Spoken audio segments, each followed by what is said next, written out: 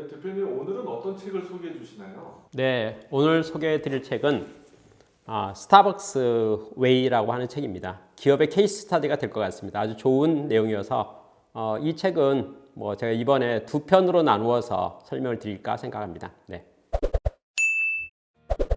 이 책의 저자는 조셉 미첼리라는 분입니다. 이분은 고객 경험에 관한 최고의 전문가라고 말씀드릴 수가 있습니다. 어찌 보면 컨설턴트이죠. 고객 경험이라는 단어는 혼자 하는 게 아니죠.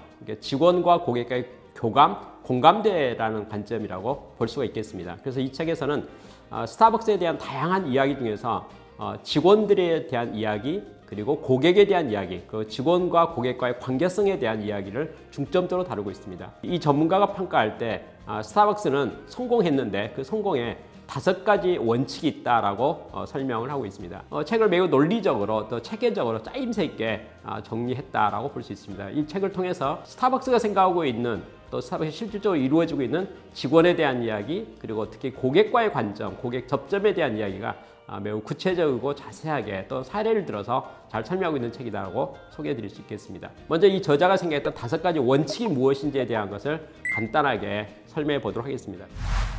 첫 번째 말했던 것이 음미하고 고양하라고 했는데, 이것을 보충 설명하기 위해서 2가지의 서브 테마를 잡았거든요. 한 가지는 당신에게 제품에 대한 열정이 없다면 고객도 마찬가지다라는 내용하고, 또 하나는 마법처럼 특이한 경험을 추구하라, 특별한 경험을 추구하라라고 했습니다. 이 특별한 경험은 고객과 함께하는 경험을 의미하고 있습니다. 직원들이 이 스타벅스 커피에 대해서 음미하고 또 제품에 대해서 음미하고 제품을 잘 이해하고 또 거기에 깊이를 더 있으면 좋겠다는 관점에서도 생각해 볼 수가 있습니다.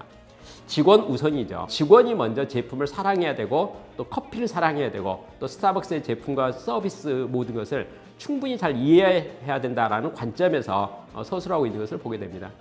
이 책의 저자가 매우 강조하고 있는 게 직원들의 어떤 품성이나 직원들의 자질이나 직원들의 열정이나 직원에 대한 이야기를 참 많이 하고 있는데요. 직원 우선이라는 표현이라는 말이 참 맞는 것 같습니다.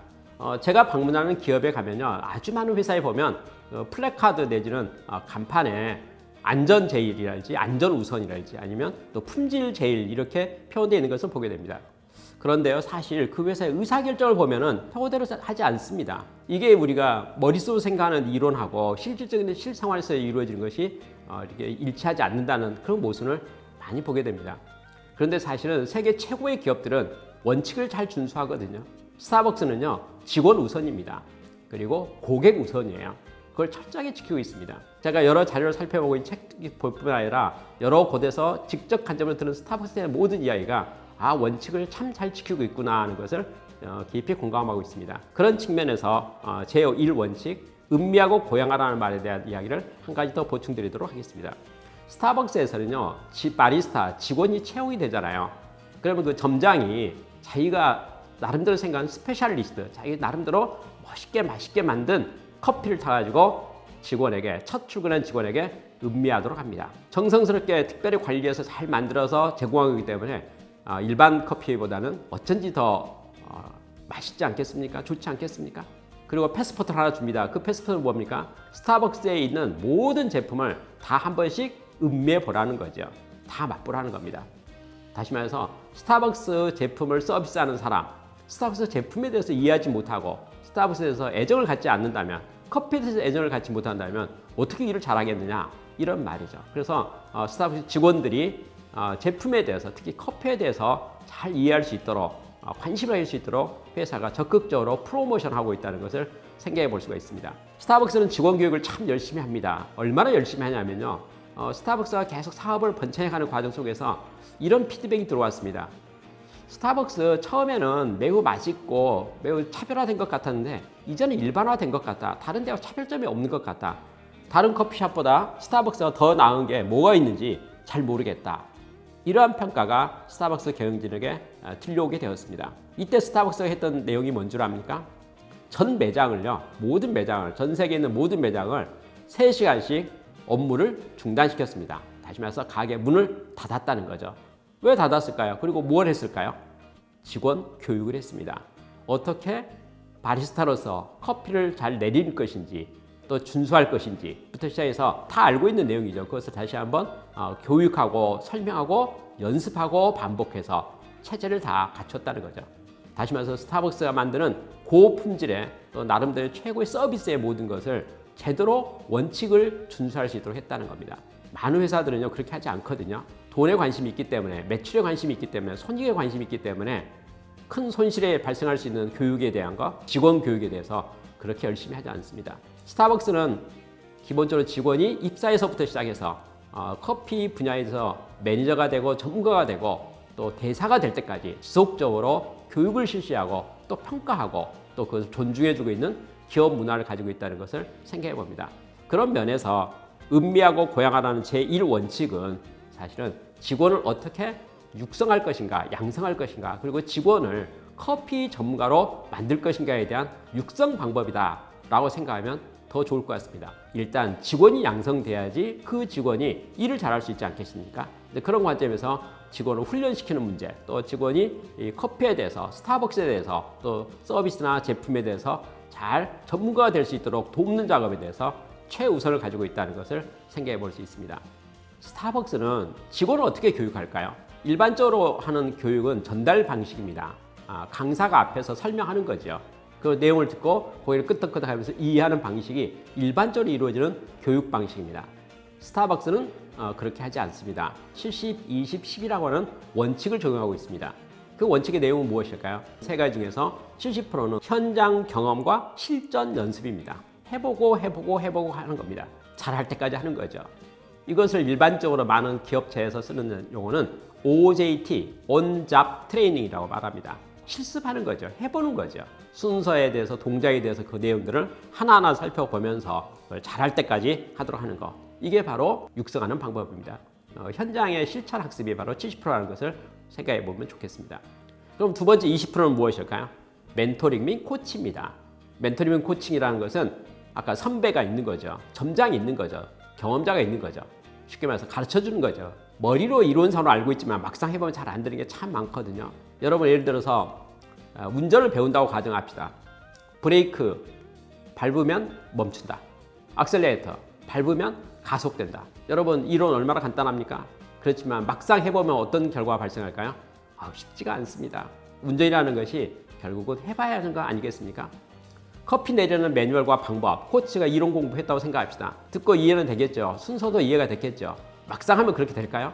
잘 안 됩니다. 잘 안 되죠. 그래서 어찌 보면 실천 학습이 매우 중요하다라고 볼 수가 있습니다. 그것을 멘토링하고 코치가 옆에서 지켜보면서 올바르게 제대로 할 수 있도록 가르쳐주면 보조작업이 되는 거죠. 그러면 스스로 몸으로 체득되고 터득하게 되지 않겠습니까? 그 다음 10%의 커리큘럼입니다. 커리큘럼은 이제 절차와 방법과 표준화와 매뉴얼이라고 말할 수가 있겠습니다. 지침들이죠. 예를 들면요. 커피만 보면 커피를 이해할 수 없잖아요. 커피의 원산지에 대한 내용들이랄지, 또 커피 볶는 어떤 방법이랄지, 가지수랄지, 내용이랄지, 커피에 대한 전반적인 내용들을 또 교육받아야 되지 않겠습니까? 다시 말해 이론 교육이 필요한 거죠. 그런 교육 과정에 대한 것이 10%의 비중을 가지고 있습니다. 70%, 20%, 10%의 과정, 몸으로 직접 체득해서 하는 것, 이런 방식을 통해서 직원들이 육성됩니다. 훌륭하게 육성된 직원이 일을 매우 잘하게 된다라고 생각합니다. 프라이드도 있는 거죠. 철저하게 제대로 올바르게 배웠기 때문에 갑자기 스타벅스 직원, 바리스타가 되고 나면 어떤 마음이 들겠습니까? 나는 전문가야. 이런 마음이 드는 거죠. 그래서 그런 자부심을 가지고 또 책임감을 가지고 드디어 서비스를 할 수 있도록 돕는 것, 그것을 하게 하는 것이 바로 음미하고 고양하라는 제1원칙이라고 말할 수가 있겠습니다. 제2원칙을 한 가지 더 설명드리도록 하겠습니다. 사랑받기를 사랑하라는 표현인데요. 모든 것은 신뢰와 사랑에 달려있다. 안에서 번창해야 밖에서도 느껴진다라는 표현을 하고 있습니다. 예를 들어서요. 신뢰라는 용어에 대해서 한 가지 보충 설명해 보겠습니다. 여러분 커피를 만들거나 커피에 관련 제품에 따라서 흔드는 게 있을 수 있지 않겠습니까? 흔드는 작업을요. 예를 들어서 기준상으로 10번 흔드세요. 이렇게 되었다고 합시다. 10번 정도 흔드세요. 10번 정도입니다. 10번 정도라고 했기 때문에 오차가 있겠죠. 보통 한 번씩 한 번 내가 한다고 생각할 때 10번을 흔드는 시간이 얼마 걸릴까요? 한 10초 정도 걸린다고 생각합시다. 그러면 어떤 사람은요. 하다 보니까 5초, 5번으로 멈춘 사람도 있을 수가 있겠고요. 어떤 사람은 더 많이 말하면서 하든지 해가지고 20번에서 20초 걸린 사람도 있지 않겠습니까? 10번 정도가 좋겠다고 표현을 했는데 이게 기준입니다. 5번 할 때와 20번 했을 때 맛의 편차가 없을까요? 스타벅스가 검토한 그때 편차가 있다는 것을 발견했습니다. 그래서 음료 흔드는 법을 몰라서 편차가 발생하고 맛이 달라지는 것을 검토하면서 10번이 기준인데 5초부터 20초까지 다양하게 있는 그것을 교육시켰습니다. 어떻게 합니까? 하나부터 10까지 세면 손들으라고 하는 거죠. 이렇게 해서 규정을 변경을 했습니다. 무슨 말입니까? 10번이 최적이라면 10번을 다 준수할 수 있도록 그것을 다 한다는 거죠. 그러면 고객은 균일한 품질의 신뢰성을 얻게 되는 거죠. 할 때마다 달라진 것이 아니고 오늘은 맛있었는데 오늘은 이상하다 이런 표현이 없어지는 거죠. 언제나 항상 균일하게 동일하게 믿음직한 스타벅스의 어떤 제품에 대한 서비스 또 제품에 대한 맛 이걸 유지하기 위해서는 뭐가 필요하겠습니까? 사랑받기를 사랑하라, 신뢰를 얻어라, 균일성을 가져가라, 일관성이 있어야 된다. 항상 그것을 동일하게 해야 된다라고 하는 것을 생각해 볼 수가 있습니다. 제가 오늘 5원칙 중에서 1원칙과 2원칙을 중심으로 설명드렸는데 1원칙과 2원칙의 가장 중요한 것은 어찌 보면 직원에 대한 이야기입니다. 다시 말해 직원을 어떻게 훈련하고 육성할 것인가에 대한 이야기죠. 육성된 직원이 어떻게 일을 잘할 것인가, 특히 고객 관점에서 고객을 잘 만족하고 고객과의 접점을 잘할 것인가에 대한 이야기는 이 편에서 다시 한번 자세하게 소개해 드리는 거로 진행하겠습니다. 감사합니다.